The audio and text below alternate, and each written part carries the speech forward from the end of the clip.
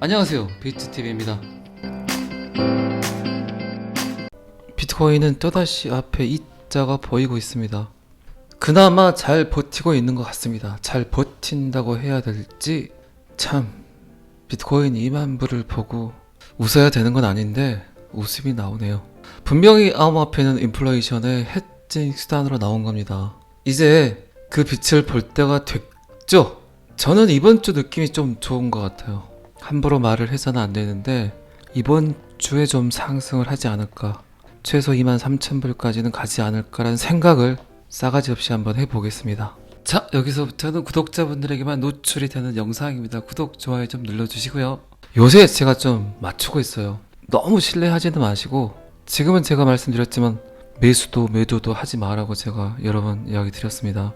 저야 이런 상황들을 워낙 많이 봐왔기 때문에 단타 시드가 이미 들어가 있지만, 여러분들은 그냥 매수도 매도도 하지 마시고 보시는 게 좋을 것 같습니다. 설사 주식과 같이 더 떨어지더라도 회복력은 아마 암호화폐가 짱일 겁니다.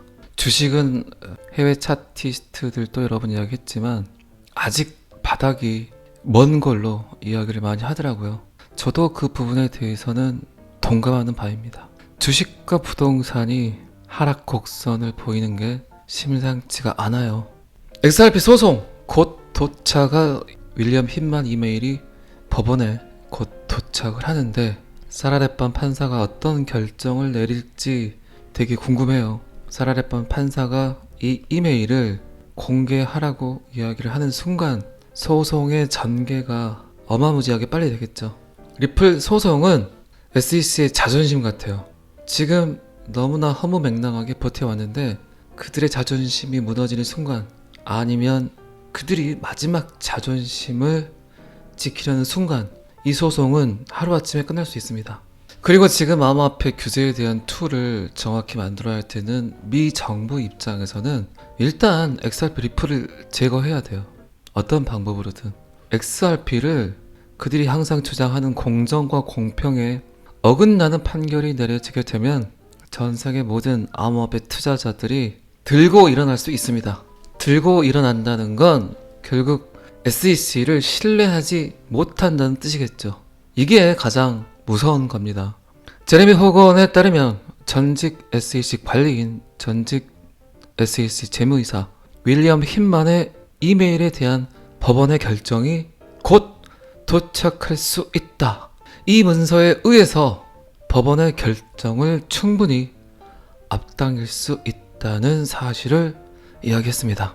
법원의 결정을 빨리 도출해낼 수 있다. 하루아침에 그냥 날아갈 수 있습니다. 그래도 XRP 리플은 사지 마세요. 사지 말라고 분명히 경고했습니다.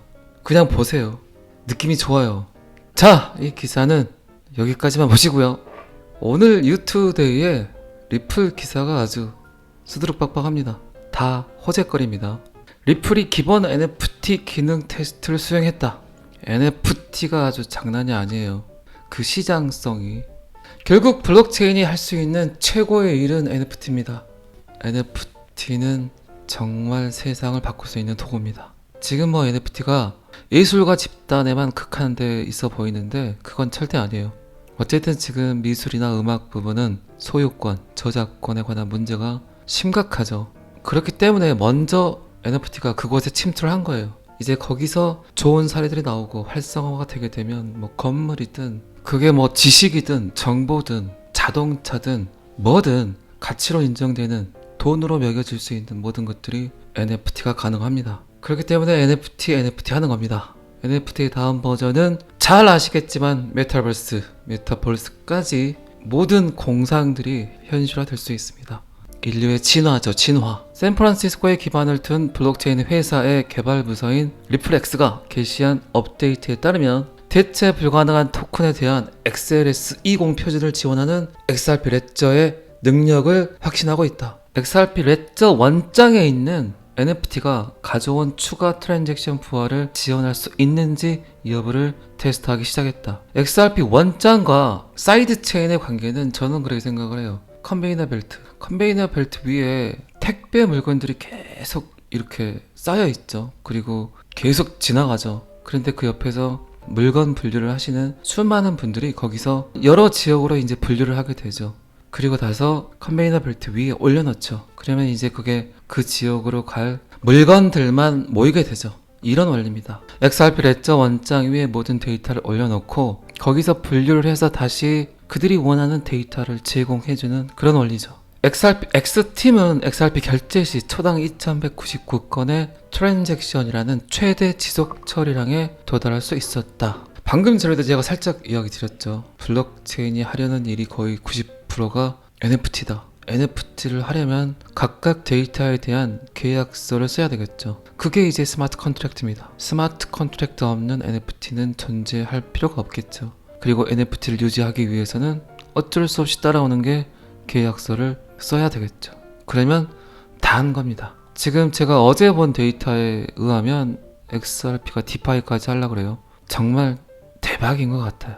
디파이까지 가능하다. 디파이가 가능할까 안 할까는 제가 예전 영상에서 한번 이야기를 드린 적이 있습니다. 디파이도 할 거라고. 탈중앙화 금융까지. 그런데 그게 전통 금융을 무시하고 탈중앙화 금융이 접목되는 게 아니라 지금 깔려있는 전통 금융 인프라와 탈중앙화 금융이 접목하게 되겠죠. 그래야만 발전 속도가 무지하게 빠릅니다. 지금 전통금융 은행가에서 위기의식을 느꼈잖아요. 카카오뱅크, K뱅크, 지금 뭐 스타벅스까지도 금융 업무를 하려고 이 시장에 뛰어들고 있잖아요. 그러니까 플랫폼만 갖고 있으면 못하는 게 없다는 거죠. 그렇게 되면 전통금융 회사들이 살아남을 수 있는 방법은 결국 블록체인 금융을 받아들이는 거예요. 그게 가장 현명하고 그들이 살 수 있는 방안이겠죠. 자, 그러면 XRP, 리플이 NFT, 스마트 컨트랙트, 그리고 디파이까지. 그런데 대박인 건 거래의 도구까지 완벽하게 세팅이 돼 있잖아요.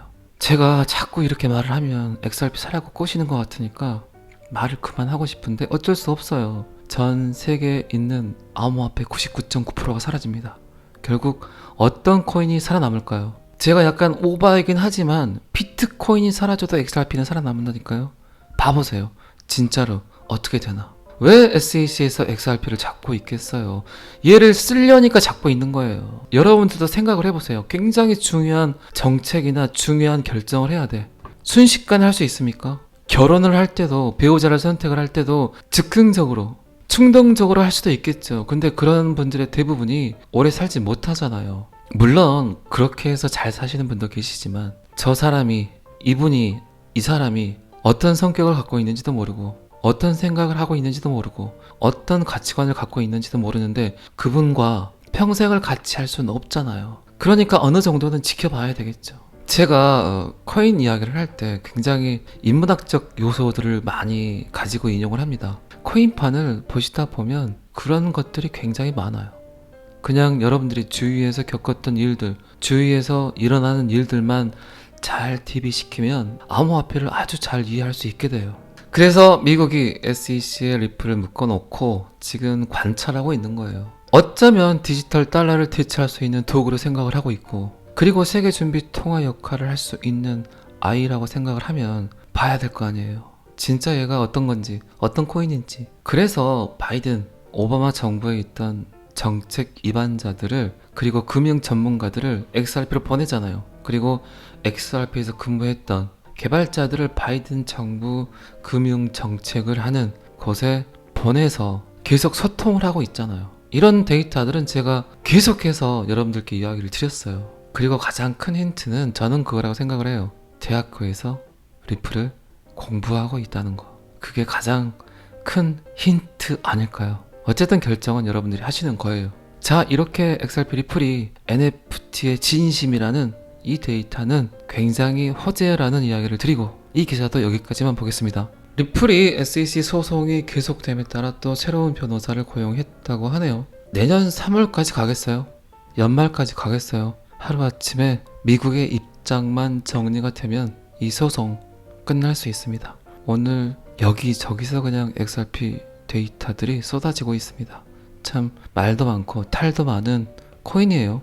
음모론. 우리는 그런 거 좋아하잖아요. 그죠? 그냥 아무 의미 없는 코인 타 있을 필요 뭐 있습니까? 이왕이면 그냥 날아갈 수 있는 코인을 타야죠. 제가 영상에서 여러 번 이야기 드렸는데 또 이야기 드린다면 봐보세요. 지금 1년이 넘게 하락을 하고 있어요. 그리고 금리 정책 때문에 주식이든 부동산이든 코인이든 엄청난 하락을 했습니다. 그런데 제가 서두에도 말씀드렸지만 주식과 부동산은 아직 바닥을 보이지 않고 있어요. 저는 그렇게 생각을 해요. 그리고 이제 암호화폐, 이 코인이 인플레이션 해칭 수단, 그리고 4차 산업혁명과의 연계, 연동, 구동 이렇게 됨으로써 쓰이게 될 겁니다. 그리고 이제 암호화폐 규제안이 나오고 있고, 그리고 1년이 넘는 시간 동안 소비자들은 코인에 대한 분별력이 굉장히 높아졌어요. 그렇게 되면 이제 어떤 현상이 벌어지냐, 진짜 갈놈들만 간다고요. 거품이 사라졌어. 그러면 암호화폐에 투자를 했던, 투자하지 않았던 수많은 사람들이 지금의 시장 상황을 보고 있다는 거죠. 그리고 이제 상승 모멘트로 바뀌는 순간 이제 돈들이 들어오겠죠. 그러면 투자한 사람 입장에서는 내가 지금 목에 걸려 있어. 어떤 특정 코인이 너무 마이너스가 심해. 그러면 새로운 시드를 어디다 투여를 할까요? 답이 안 나오는 코인에 평단을 낮추겠다고 들어갈까요? 아니면 지금부터라도 가능성이 있는 코인에 들어갈까요? 그리고 암호화폐에 투자하지 않은 수많은 사람들이 있어요. 이분들은 어쨌든 제 생각에는 비트코인이 4만 불이 넘어야 들어올 거예요. 그 돈들이 충분히 상승 모멘트를 보고 들어올 거란 말입니다. 그런데 이분들도 공부란 걸 하고 있어요. 지금 언제 들어갈까를 보고 있는 거죠. 그래서 지금이 가장 중요하다는 거예요. 이제 똥코인들, 말도 안 되는 코인들, 특히 김치코인들, 아마 제 생각에는 바이낸스부터 코인 정리를 할 거예요. 코인베이스도 마찬가지고. 그렇게 되면 이제 그 여파들이 우리나라 거래소까지 타격을 입겠죠. 충분히. 그렇게 되면 이제 호불호가 엄청나게 갈린다는 거예요. 코인판 안에서 빈부의 격차가 심해진다는 거죠. 어떤 놈은 그냥 달나라 가는데 어떤 놈은 아예 그냥 싹이 안 보인다는 거죠.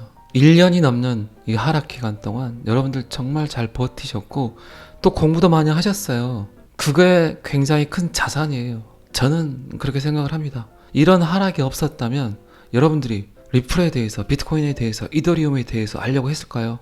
알려고 하지 않았을 거예요. 충분히. 그냥 계속 올랐다면.